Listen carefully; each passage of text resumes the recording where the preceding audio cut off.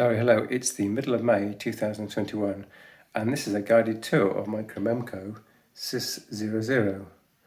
Now, as you're going to find out, I'm going to first of all talk about the standard machine and then I'll just add on the updates made for the 21st century.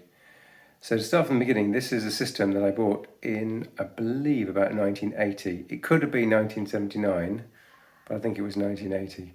So yeah, 40-year-old system, we're looking at it. The S100 bus standard was going quite well in about 1980, and it comprised of a passive card cage. Attempt to show you all of this. So the passive card cage is what you see in front of you. There are a number of slots. Those slots in this case against a passive backplane. In other words, the base contains nothing but edge connectors down there. And into that backplane are plugged in everything, including the CPU card. So in this case, this is the top of the line CPU card that wasn't available, I think, till about 1985, 1986 here. Here, and the memory management unit here. In the early days, Cromemco used the Z80 processor, and they were quite famous for having a Z80 processor based operating system that was similar to the then CP/M operating system called CDOS, but they quickly changed to a much more advanced product called Cromemco, which I've been a fan of for so many years. Now, Cromemco was a Unix-like operating system in the sense it had multiple user capabilities. It also had a file system with, for example, /bin/dev/gen/usr, similar to Unix systems of the day.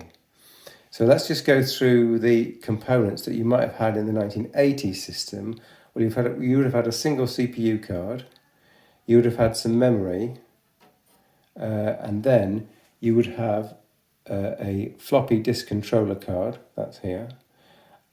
You wouldn't have had a hard disk controller card because hard disks were impossibly expensive at that moment in time. We're talking about something like £2,000 or £3,000, and Cromemco were one of the first people to incorporate a Corvus 11 megabyte drive into their systems. As we'll see shortly, this isn't using that technology. We've really gone on a pace or two. So where were we? We were talking about the floppy disk controller here. This is in fact the hard disk controller, which is a more modern card. And then we've got the I/O cards here. So you can see, for example, that this card has got a ribbon cable TTY2 written on it, terminal 2 written on it, and that goes to the back with a serial interface. So let's just have a quick look there. So here's the serial interface, and today that serial interface is being converted via a little gizmo into a USB, and that USB goes into my controlling computer, which is switched off, so you can hear what I'm talking about. Just a quick aside, these computers do make quite a lot of noise, and this one has quite a good AC powered cooling fan. I'm just going to switch the computer on just to let you hear that. That didn't work, did it? Well, let's put the mains power on here. Try that again.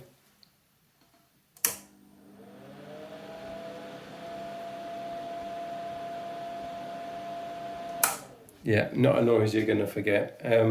I think it prepared me well for my 40-year plus career, much of which has been spent in computer machine rooms, i.e. noisy. Anyway, so initially the Cromemco had a Z80 CPU-based system. They then had Z80 Cromemco, which was a big step forward, especially to have a Unix-like operating system on a Z80 computer system.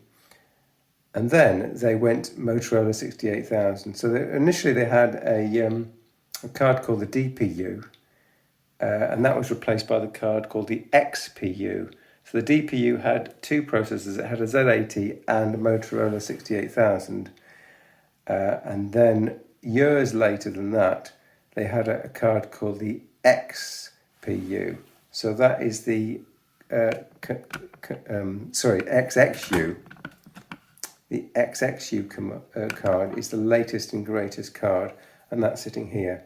So this system over the years has changed its personality from Z80 to Z80 and 68,000, then to Z80 and 68,010, and finally we're in the iteration of the 68,020 processor chip. So I'll review the latest iteration now, and you'll see what the absolute pinnacle of Cromemco computers could have been achieved using this technology. So first of all, we've got the XXU CPU, so that's a 68,020 CPU, and because there were no provisions for 32-bit sort of transmission on this passive data plane, you'll see that they've had to use these extra ribbon cables here. So this is the memory management unit, which again is very uncommon of machines of this time, connected to the XXU CPU card. Then we've got some memory cards here, okay, here. And then finally, we've got the 64FDCX. This last series of cards have got an uprated set of cards with an X at the end of them to make them go faster, to allow them to go faster. Then we've got two octarts here, and finally the hard disk controller. So the octart's quite a clever design in that it's got its own Z80 and CPU. You can just about see the memory. Can you see the memory chips are there? Just those the characteristic. I can tell those memory chips are way off. This card, these Z80 based cards were communications cards, and each card can support up to 8 terminals. But on the latest and greatest Chromemco operating system, which was based on the 68,020 processor, there were basically no applications to run. So the way to run applications on such a fancy computer would be to actually take one of these cards, or one very much like it, and use it to run Z80 CPM or Z80 CDOS programs, because that's where all the applications were. So there were thousands of applications like database applications, spreadsheet applications, word processing applications, and they could be run in character mode across the serial line on a terminal via this card, because it's got its own Z80 processor. So there are two cards in here. One card indeed is providing the extra terminal connection, and the other card is actually being used as a Z80 processor only. And here is the hard drive card. So this is a SDCX card, and that would normally go to a MFM hard drive as popularized in the 1980s and as used by IBM with its original hard disk on its original IBM PC. So in the mid-80s, this system was absolutely state-of-the-art. It was running the 68,020 processor. It had over 1 megabyte of memory, which was, for the time, remarkable. It supported multiple users using these octart cards, and it had a hard drive which was driven from this SDCX controller. So that was a super state-of-the-art system. I'm now going to cover the upgrades which we have for 2021, which make it a system you can still use in 2021, as opposed to a system that forever keeps breaking down.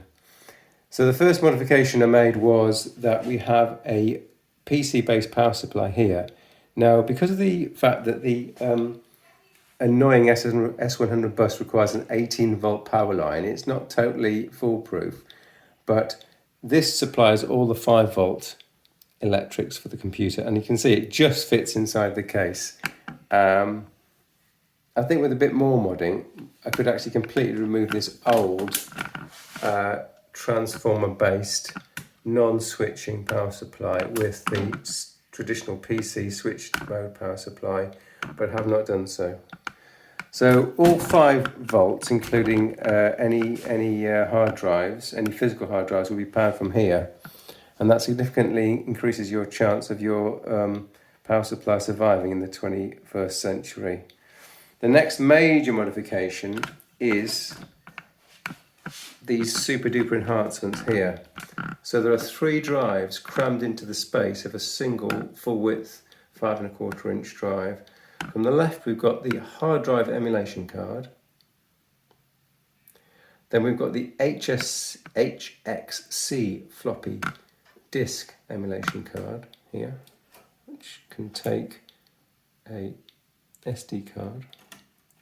And finally we've got a standard looking, it's a 3½ inch drive, but electrically and in terms of its RPM spin speed, it looks like an 8-inch diskette drive. So in the 80s, the first personal computer systems would have 8-inch hard drives, but as time developed, 5¼ inch hard drives became more popular. But 8-inch drives still had the edge because they could store 1.2 megabytes of data, whereas the traditional, the early 40-track, double density even 5¼ inch drives could only store 360 kilobytes. So it was still advantageous to use an 8-inch drive, and indeed that's why this here is a 3½ inch drive that looks like an 8-inch drive.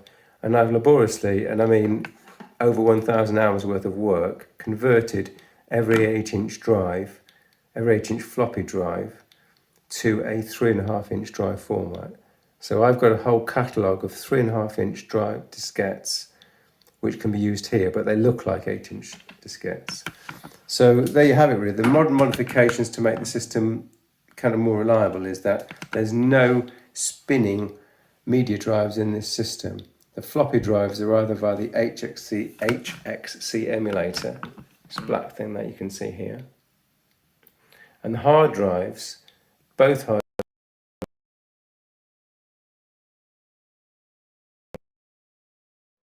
drives are emulated using the David Guesswine's hard drive emulator card. So there you are, there's a tour of the system. Let's get the old top back on so it will look nice and pristine.